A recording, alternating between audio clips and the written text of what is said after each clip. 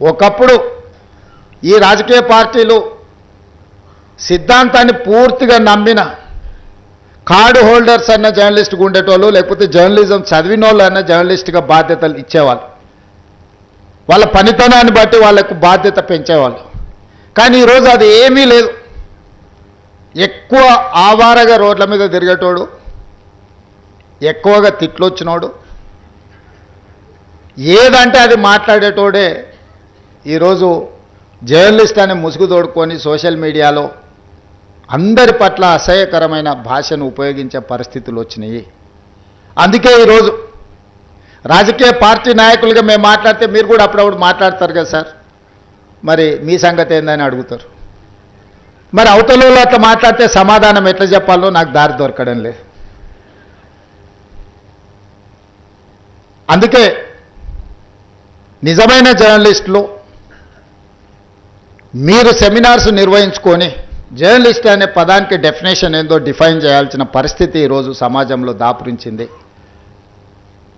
పత్రికా సమావేశాలకు కూడా ఎవడు పడితే వాడు లోపలికి వచ్చేసి మీకంటే ముందల కూర్చోలో కూర్చుంటాడు. ఇంతకుముందు నేను చూస్తాను, ఒక 15 సంవత్సరాల క్రితం నేను ప్రజాప్రతినిధిగా ఎన్నికైనప్పుడు పత్రికా సమావేశాలు పెడితే సీనియర్ రాగానే సీనియర్ జర్నలిస్ట్ ఏ పేపర్ అన్నా ఉండని, లేకపోతే ఏ టీవీ అన్నా ఉండని, జూనియర్స్ ఎవరైనా ఉంటే సీనియర్స్ వస్తే ముందల సీట్లో కూర్చున్న వాళ్ళు కూడా లేచి వాళ్ళకి సీట్ ఇచ్చి వెనక్కి వెళ్ళి కూర్చున్న వాళ్ళు, ఒకవేళ సీట్ లేకపోతే పక్కకు నుంచొని నోట్ చేసుకునేది.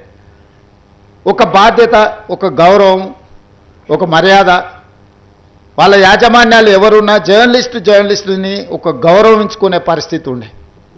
ఇప్పుడు ఆ పరిస్థితి పూర్తిగా దెబ్బతిన్నది. వాడు ఖాళీగా ఉంటాడు కాబట్టి 3 గంటల ముందే వచ్చి ముందల కుర్చీలో కూర్చుంటాడు, కాలు మీద కాలు వేసుకొని. వాడికి ఆ వచ్చిన సీనియర్ జర్నలిస్టు వాళ్ళ జీవితాన్ని మొత్తం జర్నలిజంలో కలిపినరు. వాళ్ళు సిన్సియర్గా ప్రజా సమస్యల్ని విశ్లేషించడానికి, పరిశోధనలు చేయడానికి, వాళ్ళ జీవితాన్ని, ఆరోగ్యాన్ని ఫనంగా పెట్టి, కుటుంబాలను కూడా ఫనంగా పెట్టి ప్రజల సమస్యలను తెలుసుకోవడానికి ఎక్కడెక్కడనో మారుమూల ప్రాంతాలకు వెళ్ళి రోజుల కొద్దీ ప్రజలలో మమేకమై ఆ సమస్యల్ని తెలుసుకొని వాళ్ళు రాసిందన్న సంగతి, పాలకులు చేస్తున్న తప్పులను పట్టుకోవడానికి నిరంతరం శ్రమించి విశ్లేషించి మన ప్రాంతంలో జరిగిన విద్యుత్ ఉద్యమాల వెనుక ఇంత కఠోరమైన దీక్ష జర్నలిస్టులది ఉన్నది. సరళీకృత విధానాలు వచ్చినప్పుడు ఆ సరళీకృత విధానాలు దేశ సంపదను పెట్టుబడిదారులు ఏ విధంగా కొల్లగొడతారని ఆనాడు విశ్లేషించిన జర్నలిస్టులకు ఈరోజు వచ్చినోనికి వాళ్ళ గురించి ఓనమాలు కూడా తెలియని పరిస్థితి. వాళ్ళు వస్తే కనీసం కూర్చోమని చెప్పాల్సిన కనీస మర్యాద పాటించాలన్న ఇంగిత జ్ఞానం కూడా కోల్పోయిన వాళ్ళు ఈరోజు వచ్చి మేము పత్రికా సమావేశాలు పెట్టినప్పుడు ముందల వరుసలు కూర్చోవడం కూడా ధిక్కారంగా, మనమేదో లోకు అయినట్టు దాన్ని చెలాయించడానికి వచ్చినట్టు మన కళ్ళకు చూస్తుంటాడు. ఇంకా నువ్వు నమస్కారం పెడతలేవు, నన్ను చూసి తల ఉంచుకుంటలేవేందని.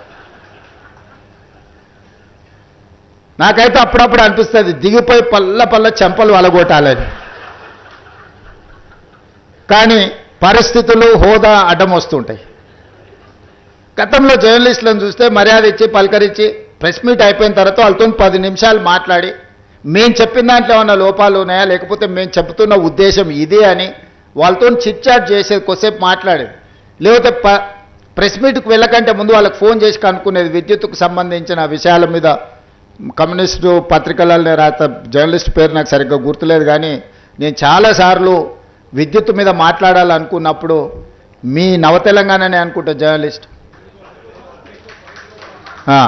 వేణుగోపాల్ గారు, నేను చాలాసార్లు నాకు కొంత అవగాహన ఉన్నా ఇది 100% కరెక్ట్గా ఉండాలని మాట్లాడితే అని చాలా సందర్భాల్లో పిలిచి కూర్చోబెట్టుకొని మాట్లాడి అసెస్మెంట్స్ నుంచి యాదాద్రి, భద్రాద్రి లాంటి విద్యుత్ ప్రాజెక్టులు, ట్రాన్స్మిషన్ లాసెస్ గురించి, విద్యుత్ బకాయిల గురించి, రైతుల సమస్యల గురించి చాలా సందర్భాల్లో జర్నలిస్టులతో కూర్చొని మాట్లాడి నోట్ రాసుకొని తర్వాత వెళ్ళి మాట్లాడేది. చాలామందికి మేము ఎంత వెనకాల హోంవర్క్ చేసినామని తెలీదు. అట్లా జర్నలిస్టులు